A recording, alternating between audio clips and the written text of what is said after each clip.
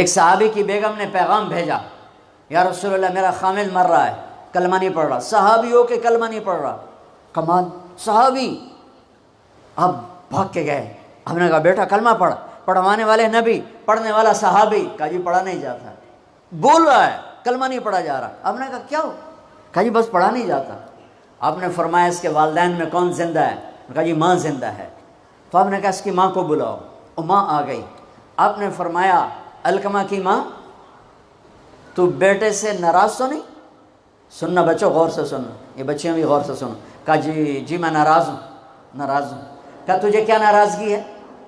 ہائے، کہ یا رسول اللہ مجھے اس کے دین کا کوئی گلہ نہیں ہے، بہت نیک بچہ ہے، راتوں کو اٹھ کے تہجد پڑھتا ہے، نفلوں میں کھڑے ہو کے قرآن پڑھتا ہے، دن میں روزے رکھتا ہے، لیکن بس مجھ سے جب بولتا ہے تو بدتمیز ہو کے بولتا ہے، میرا دل چیر کے رکھ دیتا ہے جب مجھ سے بات کرتا ہے، بس مجھے اس کا دکھ درد ہے۔ آج تو ماؤں کی پٹائیاں کرتی ہے اولاد، وہاں صرف زبان کی تیزی، زبان کا لہجہ روکھا، کہ یا رسول اللہ بہت بدتمیز ہو کے بولتا ہے۔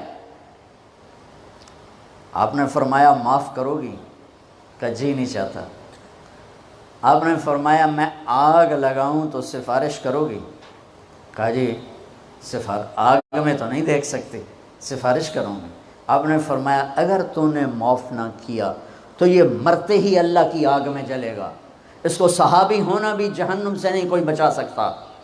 حالانکہ قرآن کہتا کُلًّا وعد اللہ الحسنیٰ، اے میرے نبی میرا وعدہ ہے تیرے تمام صحابہ جنتی ہیں، لیکن میرے نبی نے کہا سن لے، تو نے معاف نہ کیا تو یہ سیدھا اللہ کی آگ میں جائے گا۔ سفارش کرتے ہو، معاف کرتے ہو؟ کہا جی میں اب معاف کرتی ہوں۔ آپ نے کہا بیٹا لا الہ الا اللہ کہے۔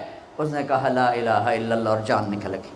آپ نے اس کا جنازہ پڑھایا، اس کے دفن میں شریک ہوئے، اور پھر اعلان کیا اس کی قبر پہ کھڑے ہو کر جس نے ماں باپ کو دکھ دیا اس پہ اللہ کی لعنت، اس پہ فرشتوں کی لعنت، اس پہ زمین آسمان کی لعنت، ان کی نہ نماز قبول ہے، نہ روزہ قبول ہے، نہ صدقہ قبول ہے۔